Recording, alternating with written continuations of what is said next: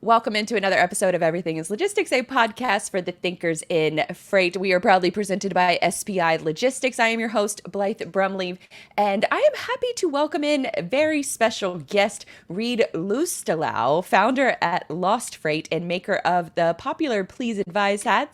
And if you are watching on YouTube, then you see that hat in all of its shining glory, and you've probably seen it on various different social media platforms. For this conversation, I'm not exactly sure what direction we're going to go in, but I think we're going to talk a little bit of freight tech, a little bit of freight marketing, and then see where the conversation takes us. Life, what's up? You first of all, hold on. Where the heck is your hat? This is BS. I It's tried to look for it. It's in the closet, I think. I need to make more. And this has been a focus of my focus. I use that term loosely. I need more female-friendly hats because I have to beg the women in my life to wear the trucker hat. Not a lot of them are super inclined to wear it or purchase it. So we'll get there. You can be a consultant for me on that. Yes, I would. I know that Kaylee Nix was Freightways Now host, and she was very persistent on getting the dad Yeah. hats. And so I thought to myself, shoot, I should have waited to buy that one because I think I was in your first run of hats that I purchased one. And then I didn't really know what the heck was gonna come from it, but it looks like it has fostered this sort of beautiful community Yeah. of freight brokers and truckers and everybody kind of in between. A lot of people from the tech space. So you've started a little bit of a movement. Yeah, I mean, it's just a vibe, like it is. Maybe it's a movement, maybe it's a community, maybe it's a bunch of other things. I don't know what word we want to use, but we can get into that. But yeah, no, it's definitely been cool, and was not on my bingo card for this year. I'll be honest, but yeah, we can get into it. So, what do you want to start with? Let's start with the folks who probably saw you like pop up on LinkedIn within the last couple of months and have no idea where you Yeah, have come from. They're probably like raising one eyebrow up very high. I can't do it myself. yeah, But for yeah. folks who may not know anything about you and wonder where the hell you came from, give us a sense of what your backstory is. Am I allowed? Am I like I am making a concerted effort to not curse all the Oh, time. you can curse. What? Okay, all right, okay. I might let slip a couple. This is podcasting. We can do whatever we Okay, want. okay. We're not on some other people's shows. Yeah. Okay. I was out of college. I started a job as a care sales rep. Um, at Echo. That was in 2016. Graduated, like a lot of people who get into this industry, graduated from college. I have a philosophy degree. I wasn't really sure what I wanted to do, and was probably overthinking everything, and was just kind of very aimless. And obviously, I needed to make money somehow. So I had a buddy who had graduated a year before me, and he was like, "Hey, like, I can get in, why don't you come work in freight?" And I was like, okay. So I applied, and I had moved to Boston. My now wife was living there, and so I moved out there after college and got a job at the Echo Boston office, and ended up spending 5 years, yeah, 5-ish years there, mostly in Boston, and then I moved to Chicago in September 2019. Then COVID happened, and I moved back to Boston. So I spent 5 years in the brokerage side, and then after that, I left and I went to Trimble, big TMS company, which most listeners probably have interacted with in some way, shape, or form, I would assume. Um, I was there from January of 2021 until March of 2022, and I was working on a bunch of stuff. We don't need to really get into that, but I got laid off March of 2022. I had been looking to build my own thing, whatever that meant, for a while, and knew kind of I wanted to, but didn't have any good ideas. I was always writing ideas down, getting super excited about an idea and never actually doing anything about it. So I did that for years. But I started teaching myself how to code. Got okay at that. And then when I got laid off, I was like, okay, I can either like do the sensible thing and go get a job because I just found out my wife was pregnant, and uh, and yeah, so I could do the sensible thing, but I just didn't, and it's been like a year and a half, and I've got a kid now, and I've got kind of a couple different things going on. So backstory, that's kind of my backstory. I fell into freight on accident, um, and have just kind of ran with it. So Were I you a guess freight broker at Echo? yeah. I was a carrier sales. So like I looked at a big list of shipments and went out and found trucks for them. So And so was it one of those situations where you come right out of college, they sit you down and tell you to start smiling, dialing? yep, exactly. Yeah, it's a very simple job. It's figure out where the trucks are, match it to loads, offer the loads to the carriers, book the loads, track and trace them, deal with all the nightmares that arise in that process. So I don't know how many loads I did when I was there. It was probably north of like 15,000. I think I did the math one time. It was a lot. So I was a decent rep. I wasn't the best, but I was pretty good. I was And pretty so good. what was it like, I guess, maybe going from like the freight broker or carrier sales role into like Trimble? Because that's It was you're very settling different. back into the audience, like kind of Yeah. like yourself. Yeah, well, so Trimble had acquired this company called Cubix, which was a shipper TMS. Hmm. And it was the first shipper TMS they had really acquired, to my knowledge at least. And I was kind of I joined because my former boss, the guy who had hired me at Echo, had since left and started working at Trimble. And so he was like, "Hey, I'm doing this thing. We're kind of like trying to connect this shipper TMS with all of the carriers who are using the Trimble carrier TMSs and build like kind of like a marketplace type thing." And I was like, "That sounds cool." Like I wanted to get into technology. Um, I was just generally very interested in getting out of the kind of the day-to-day broker role, Hmm. which is very, very, I'm sure all the listeners will nod along and say that, stressful to do that for a long Mhm. time. And it's hard to, sometimes when you're in it and you've been doing it for a long time, it's very easy to be kind of, grass is always greener. Like I will literally go do anything else but this, even if you're making good money. So that's basically where I was at. I was like, I'm going to go do this new thing and see what happens. I was just looking for something new. I had moved to Chicago actually because I was interested in figuring out like where the headquarters was at Echo. I was interested in kind of trying to sink my teeth into some bigger stuff outside of just pure sales, and would say that I didn't really actually try that hard to do that when I moved there and just thought it would just naturally happen, which is not how things work. So yeah, I was looking for more, and I certainly found something different. Not going to speak ill of my former employer, but did a bunch of stuff and learned a lot of things you should do, things you shouldn't do. Kind of saw the inside of a technology company, which was interesting. And yeah, And so how did you? I thought you were West Coast based. well, so I went to college in Milwaukee at Marquette. So I lived in Wisconsin for college, and then I moved to Boston immediately post college, and then spent between there and Chicago 7 years, and then moved back to Scottsdale, where I grew up. Arizona is where I grew up. I moved back there in April of 2022. So like literally right after I got fired, I got fired, found out that we were gonna have a kid, and moved across the country.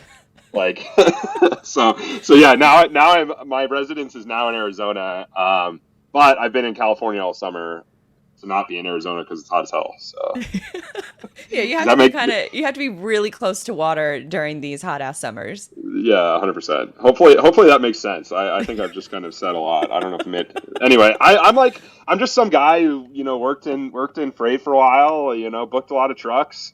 I spent a very very brief amount of time as like a cradle to grave like independent agent at Armstrong Transport. Like after I got fired, I had a buddy who runs an office for Armstrong. He's like, "Hey, you want to come broker some freight in the meantime?" I was like, "Yeah, sure, screw it." So I yeah, I did that. So I've kind of worked in the split model. I've worked in the very briefly in an agent model. So I've kind of seen the brokerage role, pretty good. Um, but yeah, I don't know. I'm just figuring it out as I go. I think that's sort of the life of any, entrepreneur, especially when you get into freight and you go through like the entry level positions, because that's how I got started. I was an executive assistant, so I guess pretty much entry level. But then I also got to hear everything that was going on Yeah, like the broker yeah. floor, because my desk was right next to it, and it was one of Hmm. those things that as soon as I heard people like slamming the phones down, I was like, that's a job I never want to do. Yeah. So kudos to you guys for actually doing that job day in and day out, for 5 years, like you Yeah. said. But there comes a time, when you probably want a little bit of a change. And then, it just kind of happened, I think maybe all at once for you. And so Yeah. for the entrepreneurial side of things, you also own or you co-founded, I believe, Lost Freight, or you are the founder of Lost Freight. Can you tell us a Hmm. little bit about what was I guess, the catalyst of wanting to start that company based on you had Hmm. experience at Trimble, you had experience at Echo. Why Hmm. why start Lost Freight? Yeah. So I guess I'll get into it. So like I said, I got fired, knew I wanted to do my own thing. That was March of 2022. Didn't know what that thing was or what it was going to be. All I know was that I wanted to do my own thing, quote unquote, right? Whatever the heck that means. Mm-hmm. So I flew out to Chicago to visit my buddy who runs the Armstrong agency that I was going to go, work with. And so I was just going to go out there and spend some time with him, learn the system, just kind of hang out and figure it out. And I, in the background and previous to this, like I said, been learning how to code. And when I was out there, he was like, "Hey, like, I know how to code. You know how to code. Like, can you build this very basic like tracking portal?" And I won't get into the details of what that even means, but just take it as that. It was a very like dumb as rocks tracking portal for shipments that they wanted to be able to give tracking information to some of their customers. And I was like, "Sick, yeah, I can build that, sure." I've never built anything that anyone actually uses, but like I'll figure it out. So I basically did it, built this thing myself, um, started the company Lost Freight, which is the name Lost Freight is just literally my last name, um, Lost. Like my last name is Loustalot, but my dad's family pronounces it Loustalot. And I built this moniker. I kind of claimed this moniker, "Read is Lost," as like an email that I'd used for years before that. And so I literally was just like every endeavor that I would spin up, I would just use the word "lost" in the name. And so I was like, "Oh, sure, Lost Freight," and then I spelled it FR8 because the domain was cheaper. Um, so that's why it's called Lost Freight. Uh, so I started that. It was going to be the tracking portal. I was like, I'm going to go find some more kind of like SMB brokers, smaller brokers who might, want to subscribe to this little tracking portal I built. And so I signed my buddy as a customer, and they started poking around with it. And I very quickly realized that I had no idea what I was doing with regard to like actually running a software product that people use. For anyone who's built like actual like written code and tried to stand up like a kind of a more modern web app, it's like there's a lot that can break, and you press a button 1,000 times yourself, and it works, and then somebody new presses it who's not you, and everything breaks, and you have no idea what's broken. So that was basically me. I had no clue what I was doing. These guys were trying to use this thing I was building, and there were all these issues. But I'm not. I don't even want to sell myself short because I tend to do that. Like it was pretty cool, like what I was able to build myself, and I learned a ton. But I spent so much time doing it, and I was basically learning from scratch. So it was very informative. It was a good experience. I didn't know what the heck I was doing. It was way over my skis, and I had previously met probably 10 months before that. I had met my now co-founder on Twitter talking about golf and crypto, and he turns out he was a software engineer, and so just previously over the last 10 months, every time I would work on a project and it would like get stuck or I would break something, I would always just kind of put up the bat signal and be like, hey, Jake, can you come help me? Like, can you fix this for me? And he would come in, he would be like, Reed, this is like, what the hell are you doing? Like, this is all fucked up. Like, what is this? And I would be like, oh, whatever, just fix it. Like, and so he did that with the tracking thing. He basically was like, hey, I'll fix this, but like, what are you doing? Like, tell me about what you're doing. So I told him about what I was doing. At that time, I had also realized that maybe this product wasn't, what I was going to inevitably build and stick with. So we kind of put our heads together and came up with this new direction. I was thinking about capacity, and I was thinking a lot about the experience that I had had when I was a carrier sales rep and just things I could build for carriers because a lot of my friends are carriers. And so we landed on this new idea, which is the current iteration of the business, which is a tool for carriers to kind of house capacity data and then share it with all the brokers and shippers they work with. We can get into what that means briefly, but we settled on that idea in October of last year. Jake was like, you're not doing any more coding. I was like, all right, good. That's probably for the best. So I kind of have since just done everything else. And he, over October to January, basically built the product, and then we launched it in January.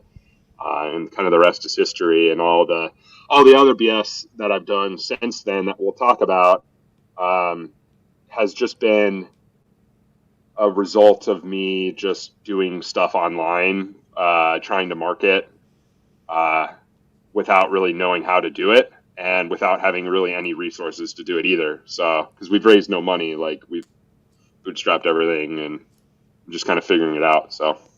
And for folks who, I guess maybe a little bit of a backstory. So back when I was an executive assistant, I was also in charge of all of the marketing. And one of my biggest, like, heavy lifts still to this day that gives me a little bit of PTSD is trying to get brokers to use an email marketing platform in order to send out their available loads and available equipment every day to their targeted base. And so it was always a pain in the butt. Some of them did it, some of them didn't. But for your product in particular, you actually help carriers. And correct me if I'm wrong, but you help carriers send out their equipment lists to their broker connections, right? Exactly. Yeah. So basically, what I realized just reflecting on my experience as a broker, working and interfacing with carriers was a big part of my day as a carrier sales rep. And brokerages, employ armies of these, I was going to say kids, but they're obviously not kids, but like armies of reps who just literally call carriers, uncover their capacity, call them and ask them where their trucks are, enter it into a system, get it matched with loads, and then offer loads. Like that's what, so the first portion of that, just gathering capacity info, was the vast majority of my day. It was like I had my carriers, the guys I was working with, who I'd worked with forever, and then I would always be looking for new ones, and I would just ask them a very basic set of questions every single day, multiple times a day. Where are your trucks? Where are your trucks? Where do you need freight? Right? What do you want me to look for? Like whatever permutation of this question. And so I was like, there were some carriers who were proactive about sharing that info with me. Like they would send me an email truck list, or like we'd be on Google Chat, or they would text me like, hey, I've got a truck here, or whatever form this took. Like the ones who proactively shared that info I was way more likely to work with them, and I was way more likely to spend time to go find them freight because they made my life easier. Like if I didn't have to pick up the phone and call them to get this info that I needed to go find them loads, then I could just passively scroll on their email or whatever. Like it was better for them. It was better for me. And it was just kind of the water, so to speak, of the relationship. Like if our broker carrier relationship is like a seed, like that was like watering the seed, essentially, to use a kind of a metaphor. So we do provide a platform for carriers to house capacity data and then share it, right? And one of the ways they can share it on the platform is with an email truck list. And I've kind of backed into the understanding that this is like email marketing for a carrier, So we've got a nice, clean, kind of pretty simple way for a carrier to build like a profile, like a company profile. And one of the things that's a component of the profile is their capacity, their truck list, and they can share it on their public profile that exists. Like, it's just a link they can share with whoever they want. And then the other way that they can share it is the truck list. So they can go in and build an email list, as many brokers as they want. And, when their truck list is up to date and they want to send it out, they can press like two buttons and send it to their whole list. We've also got a list of like preferred brokers that are people that they don't know, but have signed up to like receive truck lists. So it's like just a very simple way for them to get introduced to new people through the platform. So that's a new thing. We're well, not new now. It's like a month or two old, and that's been really cool. But yeah, I mean, it's really, really simple. And I guess, from a tech standpoint, it's like, we didn't reinvent the wheel. You know what I mean? It is very, very, very simple. And I was very purposeful about wanting to go from, for a lot of carriers, this info capacity lives in their head. It doesn't really live anywhere. Like, I want to go from it lives in their head to it lives here, and we'll figure out what to do with it now that it's here. We'll figure out ways to share it. We'll figure out ways to integrate it into other people's systems. But like, I'm not obsessed with integrations like off the bat, right? We got to have it here first. And if it's too much, if it's too like tech bro-y, like, you're never going to get carriers anyway. So yeah. What do you think it is? Because it sounds like such a beneficial thing for both sides to do. Yep. But I guess with the context of brokers versus carriers, like the dynamic of that relationship, we all know that like a good broker carrier relationship is best for everyone involved. Yep. But it seems like there's a lot of like stuff boiling underneath that's ready to sort of like explode out with like truckers versus or carriers versus brokers. Mm-hmm. Why do you think that is when there are tools and solutions like yours that exist to make that relationship a little bit smoother? Um, there's a lot. There's a lot that goes wrong, and everybody's kind of constantly at each other's throats in this world, and there's a lot of people who are, carriers have a bad taste in their mouth a lot of the times when they're talking to brokers that they don't know, and it's. I think also they're suspect of technology because so much of the technology that does exist is for the benefit of brokers and shippers, and is kind of for carriers as like an afterthought, or like their presence on any platform is more for the benefit of the people who actually write the big checks, which are brokers. And like, if you look at the tech that's built, it's like, and people say this to me all the time, and they could very well be right, but it's like, most of the stuff is built for brokers because brokers are the ones who pay for technology. You know what I mean? Like, that's the market. That's the market. So if you want to make money and you want to be able to charge people, like, go after the customer that writes big checks, that doesn't churn, that is open to technology, right? Don't go to the customer that is penny pinching, is churns a lot, that is high maintenance, and that ultimately has a really low like LTV. Like, they're not going to pay you a lot of money in the grand scheme of things. So I think carriers are suspect of technology. And so, I mean, man, there's just so much that goes into it. But just, I think really what I was maybe foolishly, depending on who you ask, trying to do is like, I really don't want to worry about brokers. Like, brokers receive these truck lists. Brokers can go on a carrier's profile and consume the info passively. But like, we have no product for brokers right now. It's all carriers. The funny thing is I get way more inbound from brokers than I do from carriers.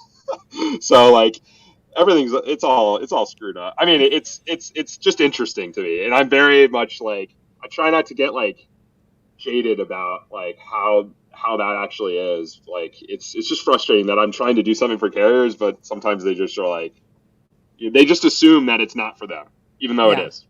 So it's just an interesting phenomenon. It's been a journey full of learning so far.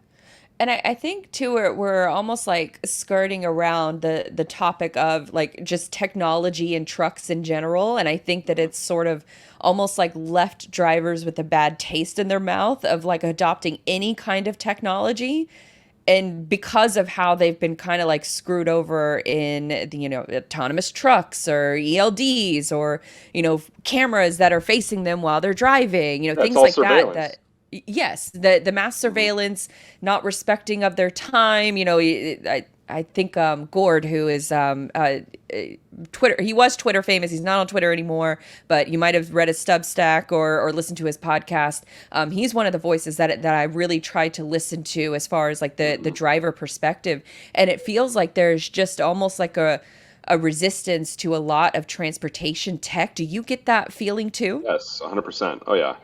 Yeah, yeah. I mean, I think that, if we can very crudely lump the existing tech into buckets, it's like, and then how it relates to carriers or how they view it, it's a lot of it is surveillance to them, Mm-hmm. right? Like ELDs, even if you can make the argument that it's not, or you can paint a picture where it benefits them, great. Like, I'm not saying that there's not those cases, but like surveillance, like tracking, visibility stuff, like all of these things, that all these products that all the brokers use that carriers end up having to interface with, I just think that they have a bad taste in their mouth about it all, for better or for worse, whether it's a deserved or not. Like, that's just the reality.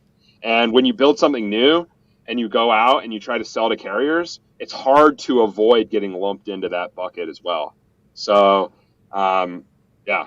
So It's I think it's that's. probably a lot at one time though too, because a lot of these, I think what was it? The ELD mandate went into effect what, maybe 2 years ago, a few years ago. So it's all I still, think it was 2018. Yeah. but it's still, it felt like a lot at one time. So it's the Yep. ELDs, it's the tracking, it's install this app on your device and install this app in your truck. It feels like a lot all at one time, Hmm. where it almost, is maybe just a tech overload problem where you have five different apps for Yeah. one job functionality to work with 10 Yeah. different brokers. Yeah. I mean, everybody. That is another problem. App fatigue is real. And if we're talking about like capacity, posting your trucks, or like a load board type stuff, I mean, all the major brokers, all the big ones at least, are all working on or already have their own kind of proprietary private load boards.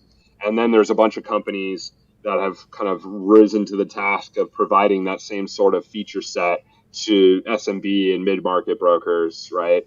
And so everybody wants their own app, and for good reason, because if you're a big broker, you don't want all your freight posted on a board where your competitors can go and search for it, or where you're not able to tightly control who can access it, right? Because you're opening yourself up to fraud. Like, somebody might be able to piece together who your customers are. I mean, there's just a bunch of different reasons why you don't want that, and why you would prefer to just have your own experiences. So the byproduct of that, the end result of that, is everybody's built their own thing, and all the carriers are on 100 different apps, and each app is asking them to provide the same basic set of data, which is, what lanes do you run? Where are your trucks? Where do you need freight? How do I get in touch with you? Like, all this basic stuff. And everybody wants it. But at the same time, nobody's going to share it with each other. You know what I mean? Like, if I'm a carrier and I download CH Robinson's app and I can enter my capacity in there, like, CH Robinson's never going to be like, oh yeah, sure, Echo or Coyote or TQL, here's this capacity data that this carrier entered into my app. Hell no, they're not going to do that. Why would they? And so really, like, at least in theory, in an ideal world, like, I would very much, and what I've been envisioning from the beginning is like a carrier who has, kind of this one to many platform to just house this very basic set of data in and maintain it in Lost Freight, and then we can dig the channels to share it into other platforms. I mean, that was like a very obvious idea from the start, and other people. I mean, that's not a new idea either. Like, people have tried that. But really, like, what you're trying to solve for is, okay, and what you need to be able to say to carriers is, hey, you're going to come here, you're going to log in here, you're going to put this data here, but it's going to benefit you in your relationship and your interactions with all your other brokers. Like, this isn't a just you enter it here and it only benefits one person. It's you enter it here and you can add all your brokers to your email list and interface with all of them. So yeah, but funny enough, even that, like, that message is lost on a lot of carriers too. Like, That's what I was gonna say. Like, how are you yeah, combating like the messaging to carriers, knowing everything we just talked yeah, about? It's probably got to be a challenging sell to them. it's really hard. I mean, it's on the one hand, there's just generally carriers and truckers are everywhere, right? They're across all social media platforms. They're not in very well concentrated in any one place. And then with regard to what I'm selling, like the product I'm selling, I don't necessarily want to just sell it to like a driver. Like I'm trying to sell to a fleet owner, right? And so I've been thinking a lot about this. Like I have no formal like marketing training. Like I'm figuring it all out on the fly, for better for worse. So and I've also been like allergic historically to just like marketing in general, naively, not like for any good reason, I've realized. But um, in many ways, selling to carriers, especially small carriers, is not just like B2B. You know what I mean? It's in many ways it's kind of like B2C. So it's got this weird like kind of hybrid thing going on that just makes it extra challenging. Um, to just get a message even in front of them is hard. You know. Have So you yeah. have you had any sort of like light bulb moments while you're figuring out? Because I think that was definitely the case for me. I have no formal marketing training outside of going to conferences. I was a waitress that, my boss invested in me and sent me to conferences to learn. So that's the extent of my training. Mhm. But it was learning by doing, and let's throw something up against the wall and see if it sticks. That's sort of Mhm. been my go-to method for 10 years. It Mhm. sounds like it's a little bit of what you're focusing on doing right now. But have you had any like light bulb moments that you've said to yourself like, wow, that this is really working? I wish that I could say I have specifically within the domain Mhm. of getting carriers to sign up for and pay for lost freight. I'm still searching for that, honestly, and I don't know if like I know it will come, and there's a ton of things that I need to be doing that I know I need to be doing to further push that product that I'm just not doing because I'm, for better or for worse, a very like kind of distracted person, and I do and run around, and we'll probably get into this, but I've done a lot of other things since I started trying to sell this to carriers too, and so my attention is all over the place, and I've raised no money, so I've not been able to hire anybody to do the things that I'm not focused on doing that I should be. Um, so the light bulb will come. Mhm. I have some ideas about what the light bulb is, like where the switch is. It's just doing the work to flip the switch is like I need to do that more. Yeah. If I'm I honest with myself, yeah, like there's I a lot feel I you need to on do. that, because it's when you're an entrepreneur, when you're a founder, like the ideas are so easy. And writing them down is, one of those things where it's like, wow, look at all these great ideas. But if you don't actually execute on them, like Yeah, nothing comes from those ideas. yeah, ideas So are stupid. Ideas are cheap. I just like the that's where people I are like, oh, struggle. if you're listening and you're like, oh man, like I don't want to share this idea, somebody's gonna steal it. Nobody's gonna steal your idea. Like your idea sucks. Like I guarantee you, your idea sucks. All my ideas suck.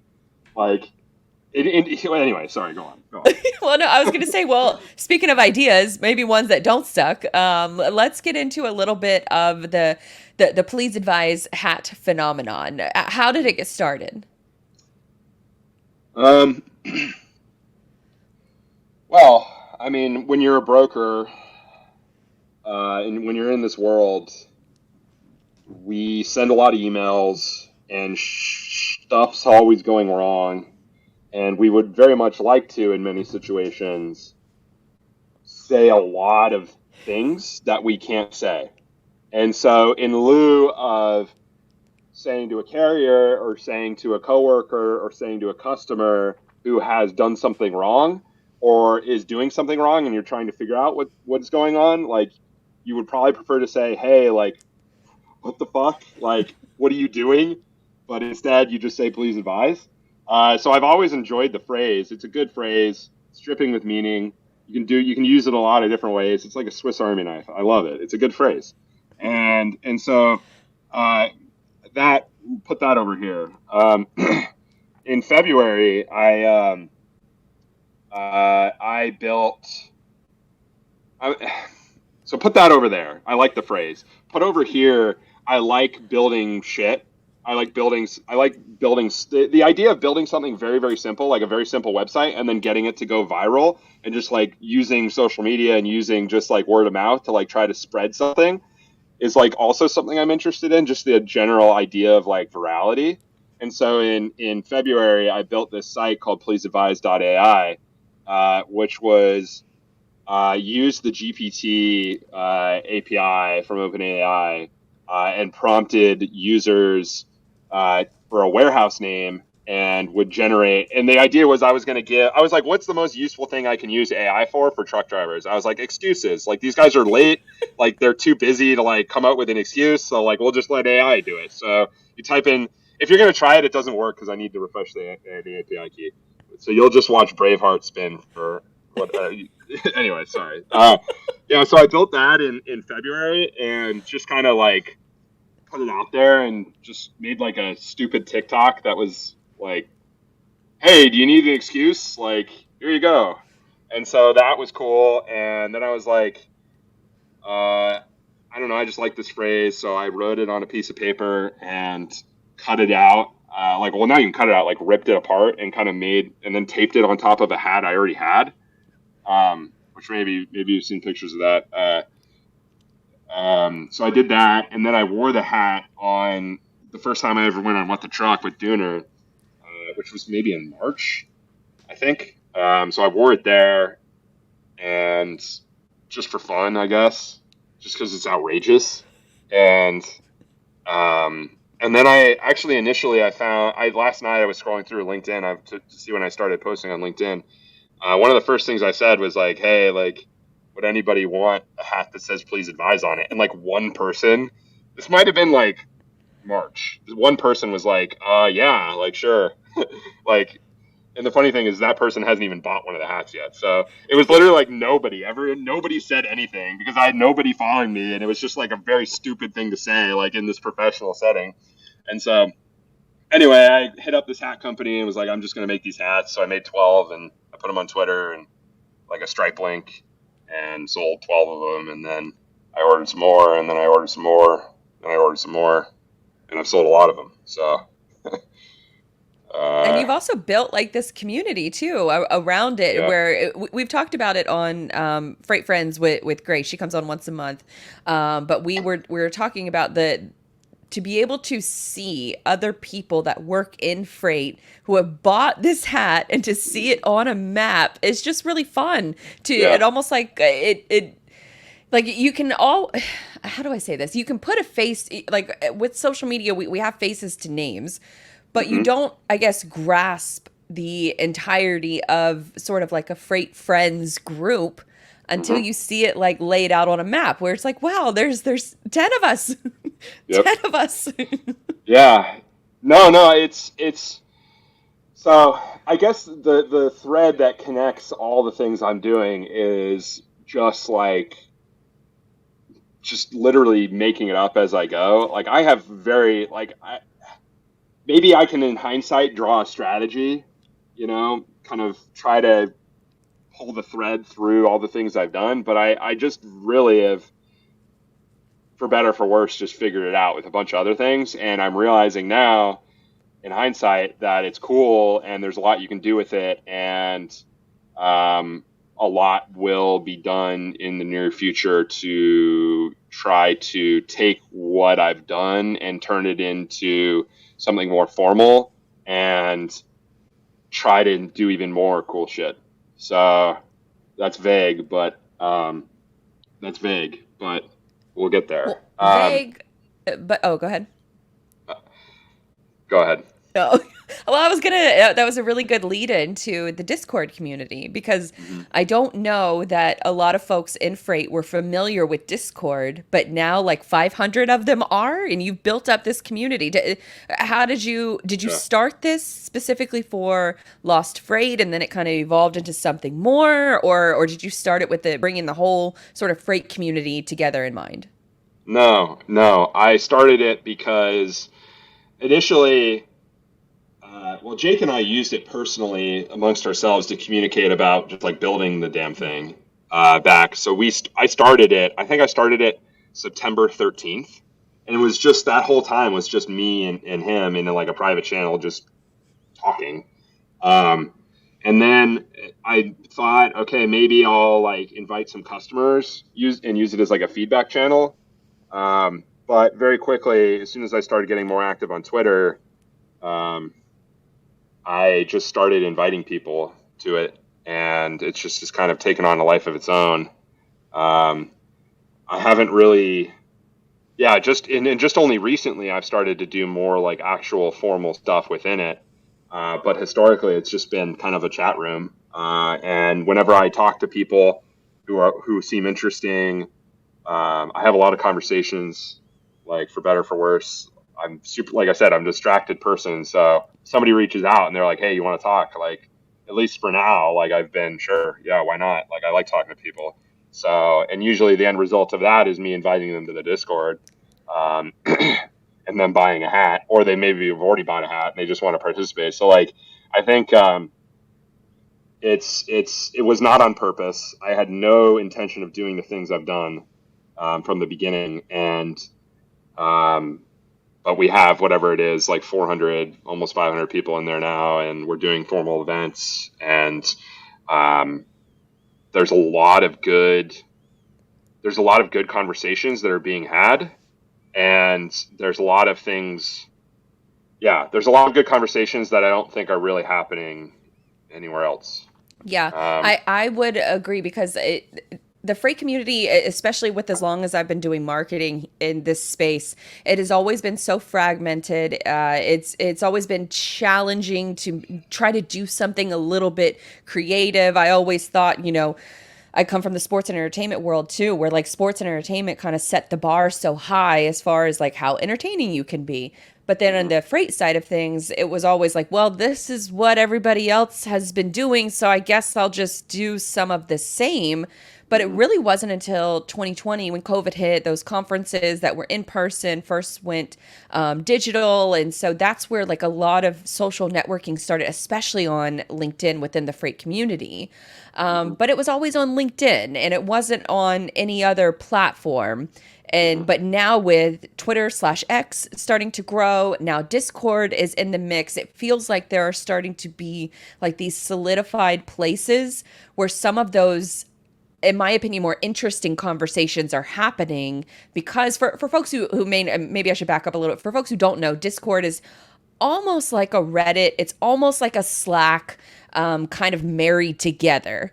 And for that, I guess, sort of the user experience, you can have different discords that you're a part of, but then within each discord, like the Lost Freight Discord, you can have different channels. Like one is for tech, one is for AI, one is for truckers. Then you also, like you alluded to, you have these different events. You have Tech Bro Tuesday, you have freight therapy sessions, I believe. You also have regular like AI sessions where if you're working in any capacity or interested in AI whatsoever, like I've learned, I feel like I'm pretty in that like the freight AI community, and I've learned things that I never even thought about just by mhm, simply joining the Discord, because you can host audio events.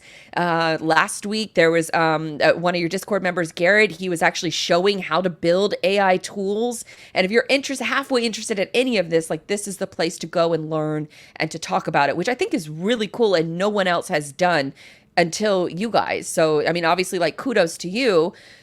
Did you think any of this was going to come out of it, or it was just kind of like rolling the dice and seeing what's going to stick?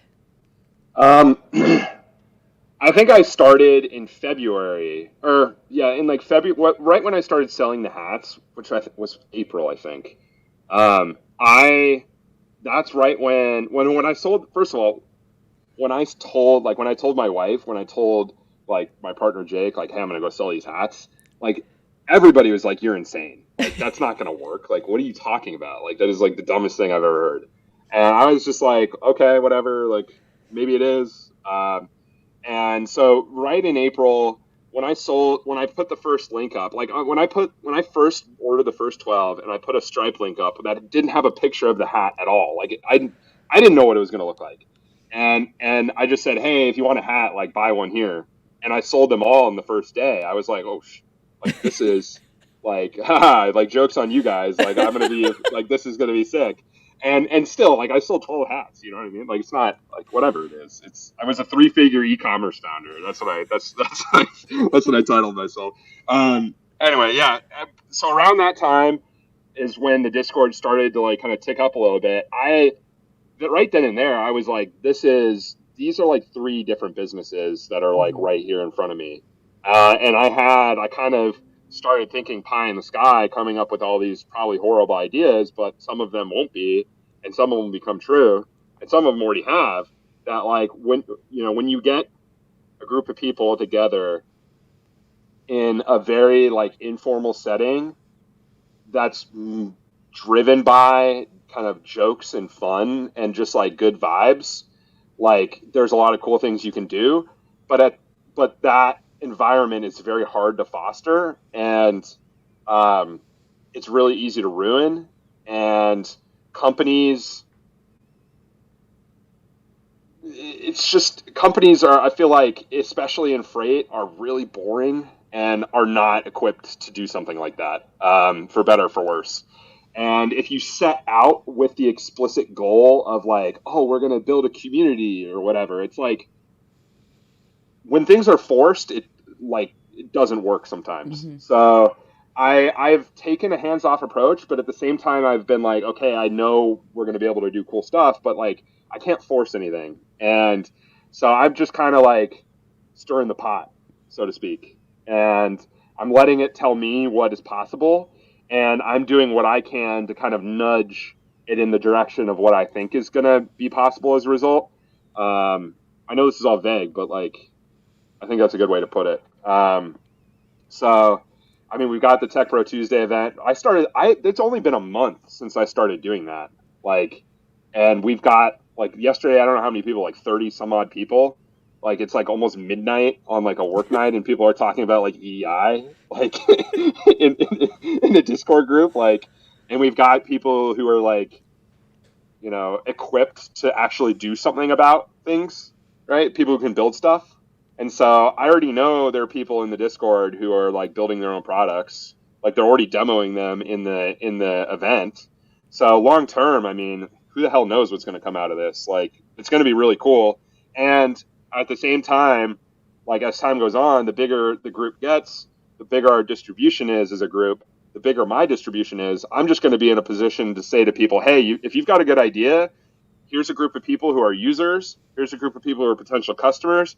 Here's a group of people who are like, maybe there's partners or employees or integrations or whatever, all here. And you can just come right here. And instead of starting from zero yourself, you can plug into this platform I've built and everything's there. And if you have an idea and you want to build it, like I can help, like I don't want to do it myself, but I can help you. Like I can send a couple tweets.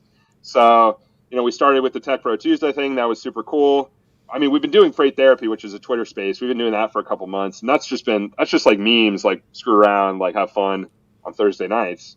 So we're still doing that. But I kind of put the call out to the group maybe like a month ago and said, hey, if you have an idea for an event, like here's a space to host it in. I'll help you market it, but it's your thing. And because I can't do everything myself. You know what I mean? I can't do everything myself, and I don't want it to be about me. It's not about me. And so I kind of put that call out there, and Garrett answered it and started his like AI thing. He's like an engineer. I don't know if he wants me to say where, but he works at a big company as an engineer professionally, and so he started his thing. We're playing with the name. I think he's calling it AI Takeover, but I think somebody else suggested the name .ai Boys, which I thought was just like really funny. Like all these companies who use the domain, like the domain .ai. I just think that's pretty funny. But anyway, yeah. So he started that, and I was like, hey, like I'll do some tweets, like, but this is your thing. And so I think the first time he did it, he had like almost as many people as we get on Tech Pro Tuesday. So like that's pretty damn cool. And these are all people in the trenches, like at various sectors of the freight industry. So you have drivers, you have engineers, you have executives, you have just brokers. You have a good mix of a variety of the community. Yeah, I mean, the whole point, and that's really what I wanted from the beginning was like, I mean, it's so cliche to say that the industry is siloed, but it's so true. I Hmm. mean, it's like, and it's very, you see that online too, right? You've got all the brokers and all the tech bros on LinkedIn just like hitting each other with these like gobbledygook buzzword 6 paragraph posts that say very little. You've got that, and they all like it. I'm not even shitting on it. Like, they all like it and it works for them. Great. But there's no drivers hanging out. Like, maybe there's a couple, but they're not like, it's not like going to Facebook to like a Facebook group where all the drivers are like, talking about broker transparency or like whatever, right? And so drivers and Facebook, for better or for worse, brokers and tech people on LinkedIn, and then Twitter has just always been this kind of like whatever, just kind of very amorphous thing. But I always wanted from the beginning to try to just get people from every group, right? Because when you can do that, when you can get people talking to each other and all kind of bought into the same vibe and under the same umbrella, so to speak, like there's a lot of cool things that can probably happen as a result of that. So a lot of these engineers, like a lot of the people in the tech chat, like are building stuff for drivers or brokers and have literally like never talked to one. Wow. Like it's crazy. And you'd think, if you were building for somebody, you would talk to them, but it's not always that simple. For better or for worse. So like we had a guy last week. I've been Kevin Rutherford, who's got his stuff. I participate in a decent amount of his Twitter Spaces, and so I've met a ton of drivers in there. He's got a huge driver audience, owner ops mainly, and so a couple of those guys have trickled into the Tech Bro chat and are just like, I don't know what the hell you guys are saying, but I'm going to sit here and listen. And so you just never know what will happen when you can do that. There was So one during because I was in on the AI takeover session, and there was one moment that it stood out to me as far as like the power of this community, mhm, because you got Garrett that's building an AI tool like right in front of your eyes, but then you also have a driver that's talking about how some of her drivers are going to the English is not their first language, and so they're mhm, going to a lot of these different truck stops. Everything is in English, and so she was like, I need an AI to help my drivers understand what's going on at these different locations. And mhm. I thought, why hasn't anyone it seems like something that is so simple to a simple tool to give to your drivers, and that is one thing that I was like, wow, where else in Yeah, online are these conversations happening? yeah. And I I don't mean, think there are. I think that's the only place. no, I agree. I agree. And the conversations are good, but what I really want to be able to provide is a place to really tighten and expedite this like iteration process to where somebody who's got an idea like can come here and in one place get access to feedback, users, distribution, so that they can go quick, right? And because right now it's like it's hard to go fast in this industry when you start from zero and you're building like a piece of tech, even if it's super simple. Like Lost Race really, I mean, it's a very simple idea, but I started from zero, and it's not, and it's hard to start from zero, especially without raising money. And so what you see is, in the startup scene in freight is like, for better or for worse, a lot of people starting from zero, and the end results of that is like you have to go and raise a bunch of money. You have to like maybe do things the way you wouldn't want to do it to be attractive enough to go and raise money, and like there's a lot of like stealth mode stuff, and there's a lot of just like not rapid iteration, and I just like want people to be able, like if you ask developers and engineers who hire engineers for the logistics space, they're all just like, yeah, it's hard to hire the best talent because it's not sexy or it's not doesn't pay what it does if you go work at Google and all this stuff. I think a lot of it, and another question I guess I've asked a lot of the engineers is like, especially the ones who have hired people for these roles, is like, or have teams, manage teams, is what do you like? How often do you have an employee of yours who like comes to you and says, hey, like I built this thing for freight in my spare time. Like, can we build this product or can we do this? Like cool ideas. And like most of them have said never. Like that's never happened. And to me, like that isn't just because everybody's lazy and we have like no good people in the industry. Clearly that's not true at all. I just think it's like you need the environment to launch those sorts of things. And in other industries, that exists. And there's like very, it's like if you talk about like developer tooling, or like if you talk about crypto, like for better or for worse, crypto being like a very open and like composable system allowed people to come in and really sink their teeth into it and build shit quick, like and iterate quick. And there was like kind of a right market. Like that's like a good environment for people to like latch on and start to try stuff. And I know this is like super messy, but like what I'm saying, but really I like want to try to bring that same sort of thing and make it possible in this world.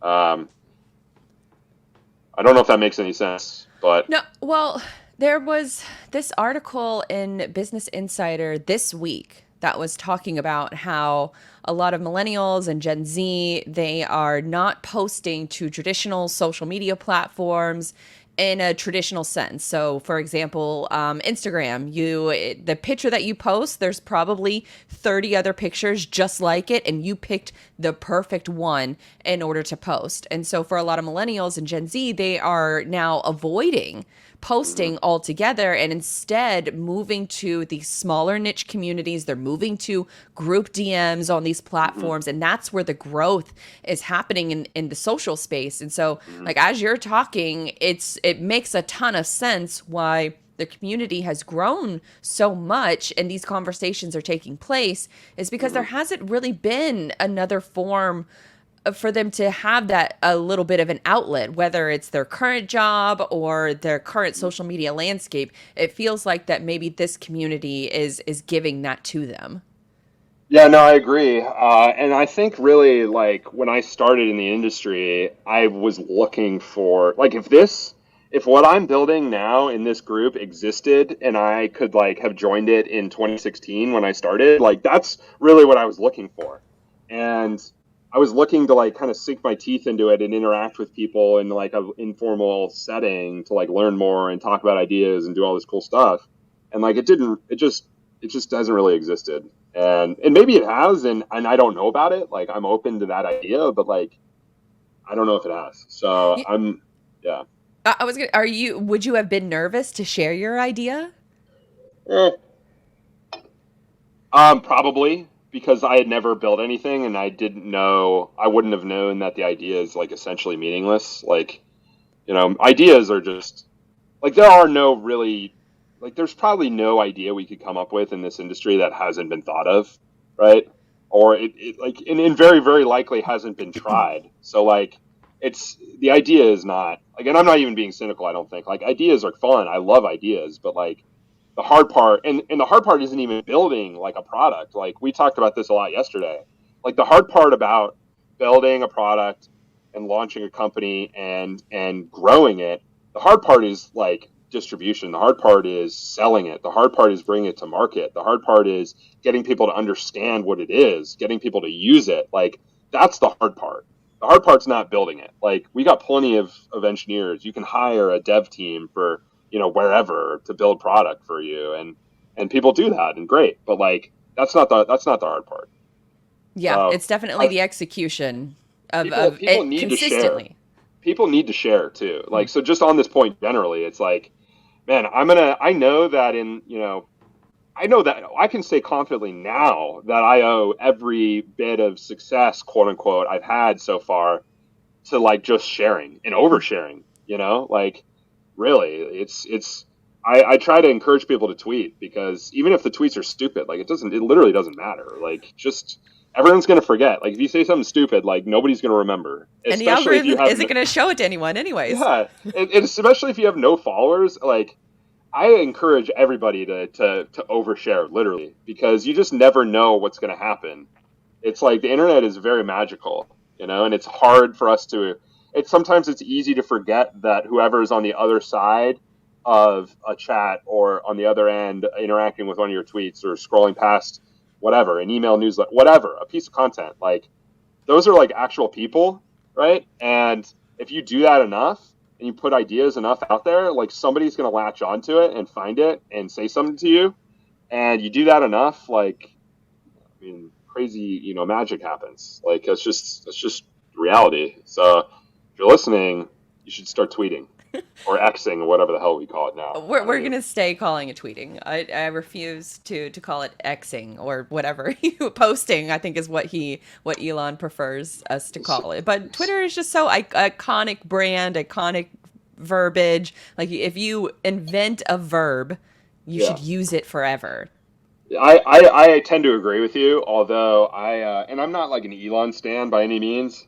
I do, but I am interested. I don't think it's going to matter in the long run. I think it's going to be fine, but we don't have to get bogged down on that. But let me say this. I'm in the process right now, and this is some alpha for the show. I'm in the process of kind of putting some stakes in the ground and launching like kind of the please advise thing as its own thing.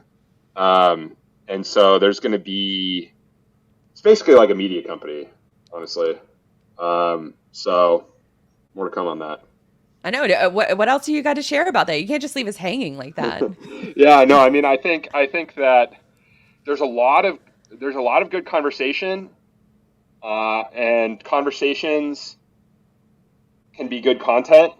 And a lot of times the conversations are about content, and there's kind of this like little loop in this situation that I'm want to tap into, because there is good freight content out there. You know what I mean?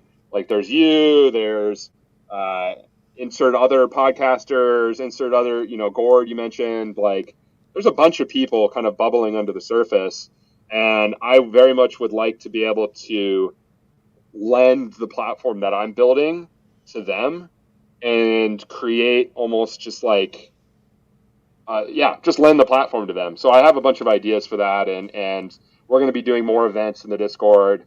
We're going to be figuring out new and interesting ways to kind of package the conversations that are being had as content. I think there's going to be a lot of opportunity to do some cool stuff that you can't really do anywhere else. That's probably a little vague still, but we're going to do more events, mostly online. But I mean, I've been traveling a decent amount lately, and I've been doing these kind of like get-togethers. I've done 2 of them, I guess I should say. So it's not a lot, but last week on Tuesday I had a meetup with Mike Bush in Long Beach, and we got like 7 people to show up. But from us just posting, like we didn't send out an invite or anything. We literally just posted, and I had a couple dudes show up from Twitter, which was sweet. Oh And wow, then that's cool. and then last week I was in Chattanooga doing some stuff, and we did one on Thursday and had some Freightwaves people come, and and then a couple people from Twitter, including a trucker parked his truck with his girlfriend at the truck stop nearby, went out a route, parked his truck, Ubered to meet us at the bar, which was sweet, hung out with us all night. So like I'm really interested in just gathering all these different people together, and that could be in Discord, that could be in real life, that could be whatever, all over the place. So welcome.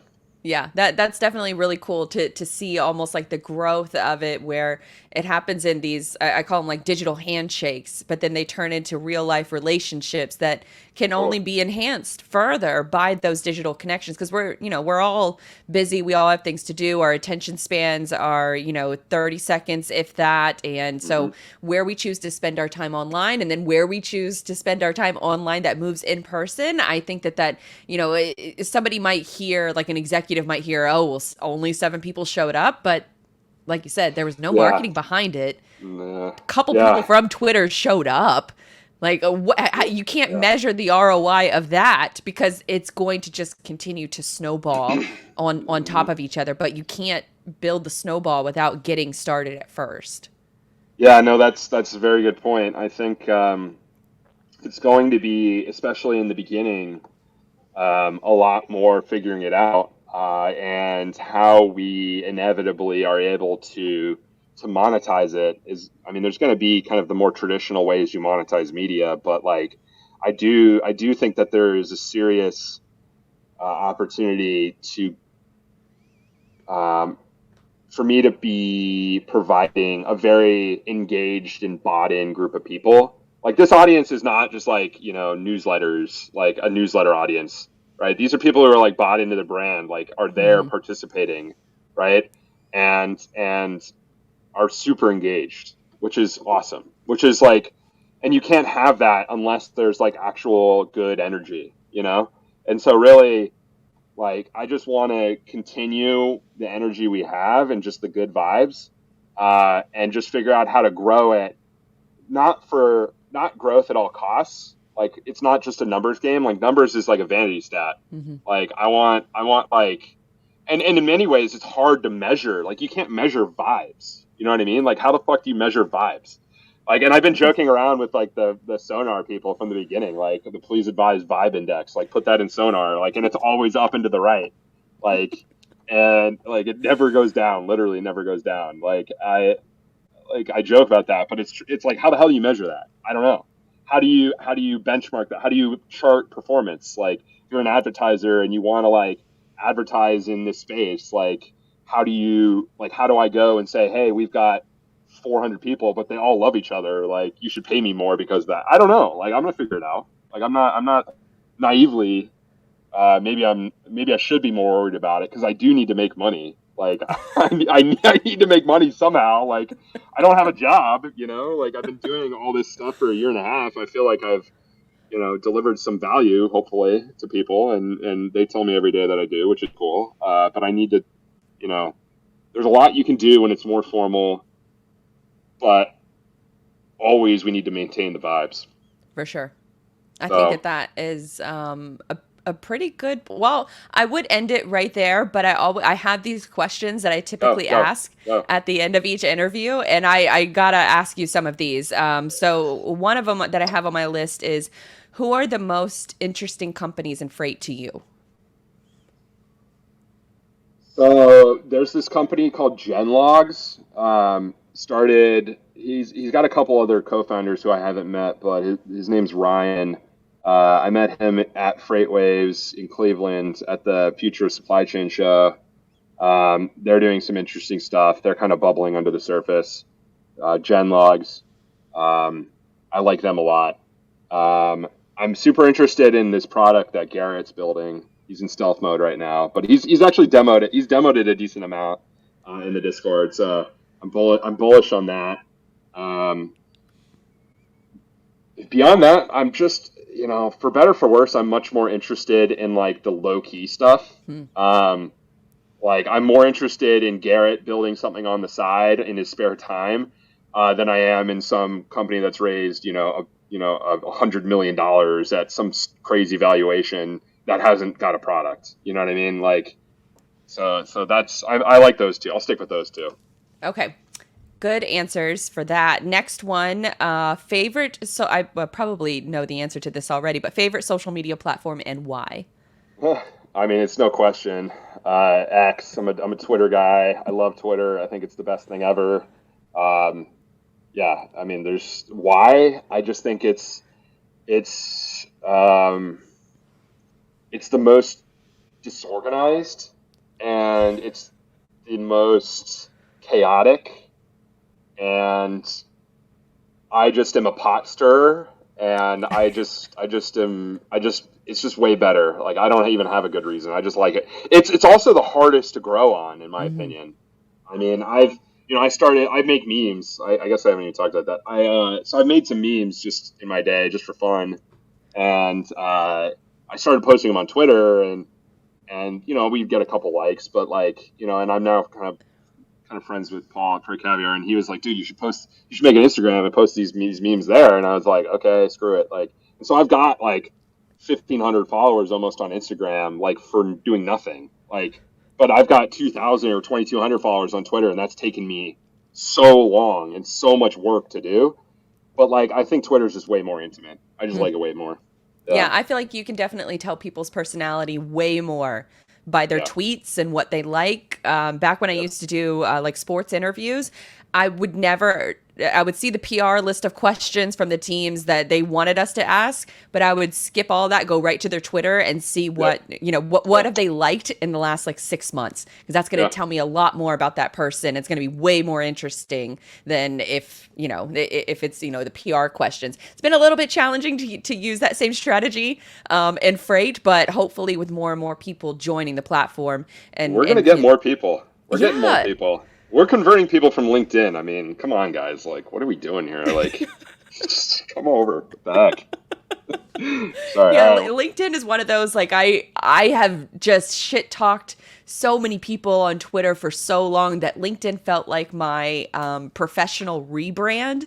Yeah. But now it's like at times where I just want to bring that Twitter energy over to that platform, but I get a little nervous to do so because my persona that I built there is professional, sort of, that mindset. Whereas Twitter, it's just I'm throwing grenades, leaving for a few hours, and coming back and seeing if I exploded anybody's brain. I mean, I echo that sentiment. I mean, I think I used to hate LinkedIn. I thought it was stupid. But now I've realized that it's like, damn, I've sold so many hats on LinkedIn. Like, I don't know how many. Like, but it's just because, like, since I'm not employed and I can just kind of say whatever I want, for better for worse, like, I can go there and just do outrageous things, and people are going to be like, what the hell? Like, it's like I don't mind being the circus clown at all. Like, it's a useful thing to be able to do. So, like, I'll go to LinkedIn and post like an unhinged meme. Like, I don't give a shit. Like, so anyway, I like LinkedIn. I'd probably put that number 2. Be honest. Really? Okay. Yeah. So we got X is the first one, and then LinkedIn. Do you do anything on TikTok or YouTube or? I've tried. I do have a TikTok, and I tried to make it for Lost Freight to like share the message. I have not taken it seriously. I don't. This media deal is going to change all that. So. YouTube, all that stuff, but it's probably not going to be me doing it. Well, that's good.